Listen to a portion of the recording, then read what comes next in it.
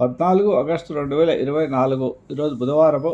ఉత్తరానికి ప్రయాణం చేయకూడదు, వారసులో ఉంది. పడమర ప్రయాణం చేస్తే ధనలాభము ద్రవ్యలాభం ఉంటుంది. కాబట్టి మీకు ముందుగా వెళ్ళి పడమర వైపు ఏమైనా పనులు ఉంటే చూసుకోండి. వస్తూ ఉత్తర వైపు పనులు ఉంటే చూసుకోవచ్చు. లేదా ఉత్తర వైపు వెళ్ళాలనుకుంటే మాత్రం ఇంట్లో వచ్చి బయలుదేరిన వెంటనే పడమర వైపు వెళ్ళి క్లాక్ వైజ్లో తిరిగి ఉత్తర వైపు వెళ్ళండి. అలా చేయడం వల్ల కూడా మీకు పనులు సాగుతాయి. వెళ్ళే ముందు విష్ణుసహస్ర పారాయణ చేయండి, గణపతి ఆరాధన చేయండి. గరికతో ఈరోజు కొబ్బరి నూనెతో దీపారాధన చేసి ఓం గం ఐం గణపతి 105 సార్లు జపం చేసుకొని బయలుదేరండి. తప్పకుండా మీ పనులు సాఫీగా సాగుతాయి. ఈరోజు బుధవారం కాబట్టి విష్ణుసహస్ర పారాయణ అధిక శుభఫలితాలను ఇస్తాయి.